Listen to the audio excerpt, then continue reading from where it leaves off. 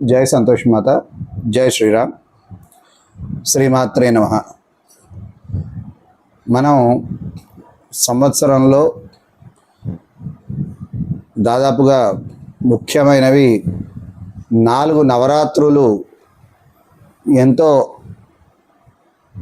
భక్తితో, అలాగే ముక్తి పొందే ప్రక్రియలో మరి అమ్మవార్లను కానీ అయ్యవార్లను కానీ మనం పూజించుకోవడం, కొలవడం, అభిషేకాల రూపంలో కానీ, పూజల రూపంలో కానీ, వ్రతాల రూపంలో కానీ, హోమాల రూపంలో కానీ మనం దైవారాధన చేస్తూ ఉంటాం. ముఖ్యంగా ఇందాక చెప్పినట్టుగా సంవత్సరంలో మనకి 4 నవరాత్రులను ఎంతో ఆర్భాటంగా చేసుకోవడం జరుగుతుంది. మరి ఈ 4 నవరాత్రుల్లో కూడా 2 నవరాత్రులను మనం గుప్త నవరాత్రులు అనడం జరుగుతుంది. గుప్త నవరాత్రులు అంటే ఏమిటయ్యా అంటే, మనం ఈ యొక్క నవరాత్రులలో జరిగే పూజలను చంద్రోదయ కాలం నుంచి చంద్రుడు అస్తమించే సమయం వరకు, అంటే సూర్యోదయ కాలం వరకు ఈ మధ్యలో చేసుకునే పూజలే ఈ యొక్క గుప్త నవరాత్రులు. అయితే మనకి ఉన్న 4 నవరాత్రుల్లో దుర్గా నవరాత్రులు, అలాగే గణపతి నవరాత్రులు, అలాగే మనకి ఉన్న ఈ 2 గుప్త నవరాత్రుల్లో కూడా రాజ్యశ్యామల అమ్మవారి నవరాత్రులు, వారాహి అమ్మవారి నవరాత్రులు చేసుకోవడం జరుగుతుంది. మనకి ఆశ్వేజ మాసంలో వచ్చేసి దుర్గా నవరాత్రులు, భాద్రపద మాసంలో వచ్చి గణపతి నవరాత్రులు, ఆషాఢ మాసంలో వచ్చి మనం వారాహి నవరాత్రులు, అలాగే చైత్ర మాసంలో రాజ్యశ్యామల అమ్మవారి నవరాత్రులు చేసుకుంటాం. ఇప్పుడు ఆషాఢ మాసం వస్తుంది కాబట్టి మనం వారాహి నవరాత్రుల గురించి మనం అమ్మవారి యొక్క విశిష్టత, అసలు మన ఈ నవరాత్రులు ఎందుకు చేసుకుంటాం అనేది ఇప్పుడు చూద్దాం. ప్రతి సంవత్సరం ఆషాఢ శుద్ధ పాడ్యమి నుంచి ఆషాఢ శుద్ధ నవమి వరకు రాత్రి సమయంలో శ్రీ వారాహి అమ్మవారి నవరాత్రులు మనం చేసుకుంటూ భక్తులందరూ కూడా అమ్మవారిని పూజించడం జరుగుతుంది. మరి ఈ యొక్క వారాహి అమ్మవారు అంటే ఎవరయ్యా అంటే భూదేవి స్వరూపం. అంటే ఈ భూదేవిని మన పురాణ కాలంలో, పురాణాల ప్రకారం మనం హిరణ్యాక్షుడు అనే రాక్షసుడు భూదేవిని జలాల్లోకి తీసుకెళ్ళినప్పుడు మరి శ్రీ మహావిష్ణువు వరాహ రూపంలో వచ్చి మరి అమ్మవారిని కాపాడడం జరుగుతుంది. ఆ యొక్క రాక్షసుణ్ణి సంహరించి భూదేవిని రక్షించి మరి ఈ భూలోకంలో ఉన్న జనులందరికీ కూడా మరి శాంతిని ఇవ్వడం అనేది మనకి వారాహస్వామి ఆ యొక్క హిరణ్యాక్షుణ్ణి సంహరించి చేయడం జరుగుతుంది. ఆ సమయంలో స్వామివారి మీద భక్తి మరి అమ్మవారు వారాహి రూపంలో మనం తీసుకోవడం జరుగుతుంది. మనకి వారాహ రూపంలో స్వామివారి మీద భక్తితో అప్పుడు ఈ యొక్క అమ్మవారు భూదేవి వారాహి రూపాన్ని ఆమె తీసుకోవడం జరుగుతుంది. అందువల్లనే ఈమెని వారాహి అమ్మవారు అని కూడా మనం పిలవడం జరుగుతుంది. అంటే వారాహి అమ్మవారు అంటే ఎవరో కాదు, సర్వ సంపదలను ఇచ్చే శ్రీ మహాలక్ష్మి అని మనం ఖచ్చితంగా చెప్పగలం. అందుకే శ్రీ లక్ష్మీ సహస్రనామ స్తోత్రం కూడా మీరు చదువుతున్న సమయంలో కనుక మీరు గమనిస్తే వారాహి ధరణి ధ్రువ అని కనిపిస్తుంది. మనకి వారాహి ధరణి ధ్రువ అని కనిపిస్తుంది. దీన్ని బట్టి కూడా మనం చెప్పచ్చు వారాహి అమ్మవారు లక్ష్మీ అమ్మవారి స్వరూపం అని. మనం అమ్మవారి రూపాన్ని కనుక గమనిస్తే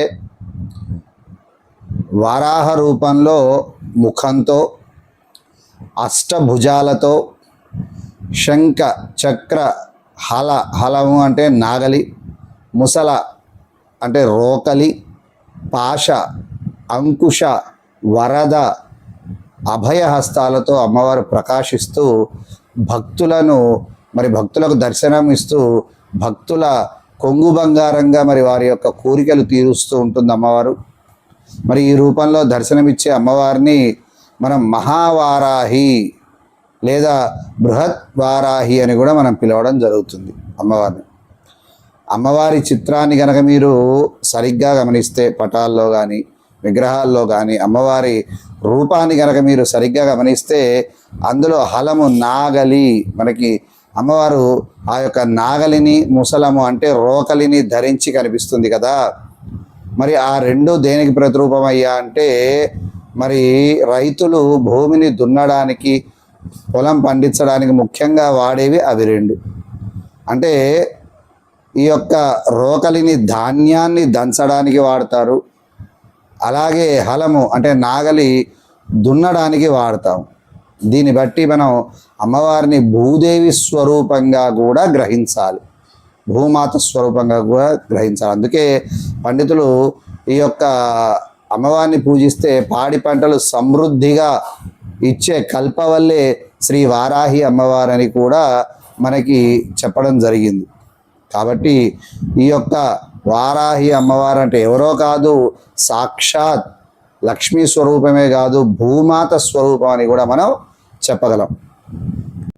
అమ్మవారు మరి మనకి ఎన్నో రూపాల్లో దర్శనమివ్వడం జరుగుతుంది. ముఖ్యంగా అందులో కొన్ని రూపాలు మనం కనుక గమనిస్తే, అంటే అమ్మవారి పేర్లు కనుక మనం గమనిస్తే ఉన్మత్త వారాహి, బృహత్ వారాహి, స్వప్న వారాహి, కిరాత వారాహి, శ్వేత వారాహి, ధూమ్ర వారాహి, మహావారాహి, వార్తాళి వారాహి, దండిని వారాహి, ఆది వారాహి.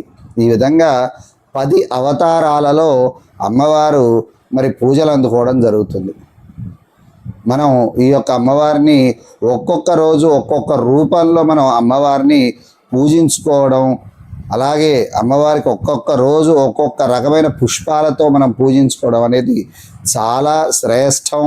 అలాగే అమ్మవారి అనుగ్రహం కూడా త్వరితంగా మనకి కలిగి అన్ని కష్టాలు తొలగిపోయి సుఖాలు కూడా, కష్టాల నుంచి బయటపడి మనం సంతోషాన్ని పొందుతామని చెప్పి మనకి పురాణాలు చెప్పడం జరిగింది. ముఖ్యంగా వారాహ పురాణం కనుక మనం గమనిస్తే అమ్మవారి గురించి చాలా చక్కగా అందులో తెలియజేయడం జరిగింది. ఈ వారాహీదేవి స్తోత్ర పఠనం చేయడం వల్ల మనకి సర్వ దుఃఖాలు నశిస్తాయని, అలాగే శ్రీ వారాహి అమ్మవారిని మనసులో తలచినంత మాత్రాన మనకి శత్రువుల నుంచి ఎలాంటి భయం లేక మనం విజయాన్ని సాధిస్తామని చెప్పి మనకి వారాహ పురాణంలో చెప్పడం జరిగింది.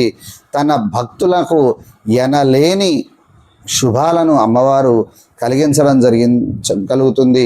ఈ యొక్క భక్తులందరూ కూడా ఎల్లప్పుడూ దయగలిగి అమ్మవారు భక్తుల మీద దయగలిగి ఉంటుంది.